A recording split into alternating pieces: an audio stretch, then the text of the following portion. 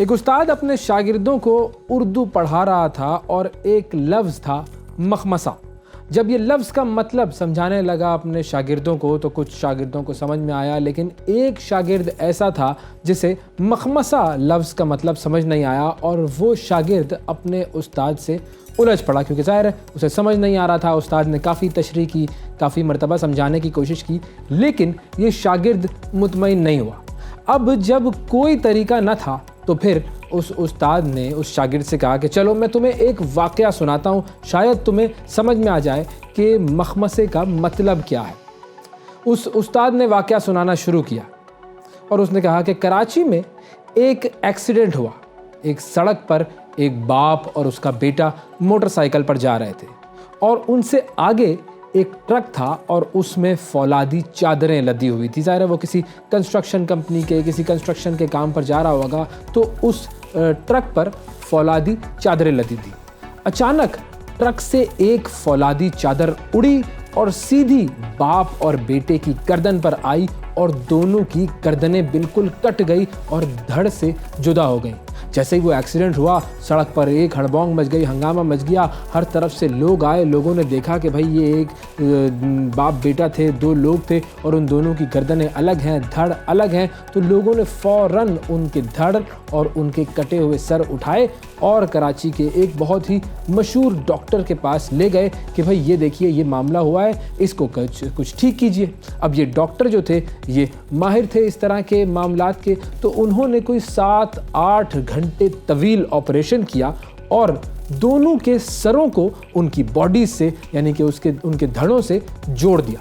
अब ये दोनों जिंदा बच गए। लोगों ने बड़ा शुक्र अदा किया। दोनों की फैमिलीज़ भी वहाँ पर आ गई थी, वो सारी फैमिली और वो सब देख रहे थे कि भाई ये ऑपरेशन हो गया। लेकिन एक मसला था कि ये दोनों का ऑपरेशन इतना कॉम्प्लिकेटेड था कि डॉक्टर ने कहा कि इन दोनों बाप बेटा को 2 महीने तक आईसीयू में रखा जाएगा और कोई भी शख्स इनसे मुलाकात नहीं कर सकेगा, क्योंकि अगर कोई बाहर से आकर उनसे मिलता है तो जरासीम आने का ख़दशा होगा और ये बीमार हो सकते हैं और इससे इनकी मौत वाक़ई हो सकती है। तो इन दोनों बाप बेटों को 2 महीने तक आईसीयू में इंतहाई निगहदाश्त के वार्ड में रख दिया गया और घर वालों को भी इनसे मिलने की इजाज़त नहीं थी।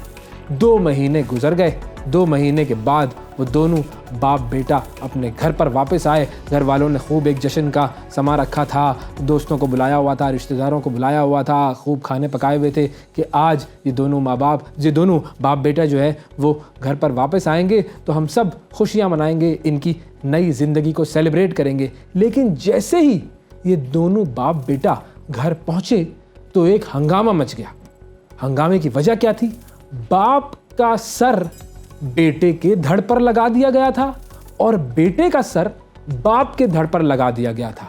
अब जाहिर है डॉक्टर से ये गलती हुई, लेकिन ये गलती किसी के सामने नहीं आई, क्योंकि डॉक्टर के सामने जब ये दोनों बाप बेटा लाए गए थे तो उस वक्त इनके कोई रिश्तेदार नहीं थे। डॉक्टर ने इनकी जान बचाने के लिए फौरी ऑपरेशन किया और ऑपरेशन के बाद इनको आईसीयू में डाल दिया। तो जो घर वाले रिश्तेदार आए उन्होंने भी नहीं देखा था कि कोई ऐसा मामला हो गया है। लेकिन अब ये मामला इनकी फैमिली के सामने आ गया कि बाप का सर बेटे के धड़ पर लगा हुआ था और बेटे का सर बाप के धड़ पर लगा हुआ था। अब ये वाकया वो टीचर अपने स्टूडेंट को सुना रहा था और वो स्टूडेंट हैरत से मुंह खोले ये वाकया सुन रहा था और सामने एक कन्फ्यूजन थी।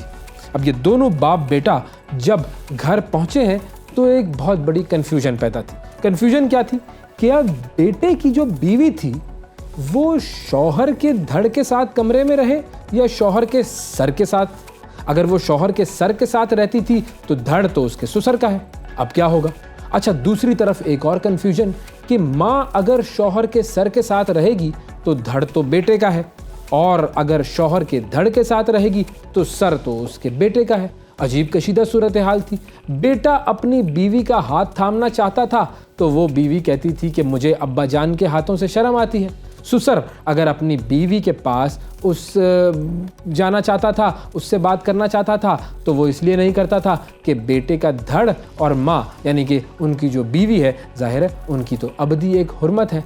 अब एक अजीब परेशानी मतलब ज़िंदगी के छोटे छोटे मामलात में परेशानियां होना शुरू हो गई। मतलब अगर मोटरसाइकिल पर कहीं जाना हो तो एक परेशानी ये कि बहू शौहर के धड़ के साथ बैठेगी या ससुर के सर के साथ, यानी कि उनकी ज़िंदगी अजीरन हो गई थी, तमाम मामलात ठप हो गए थे।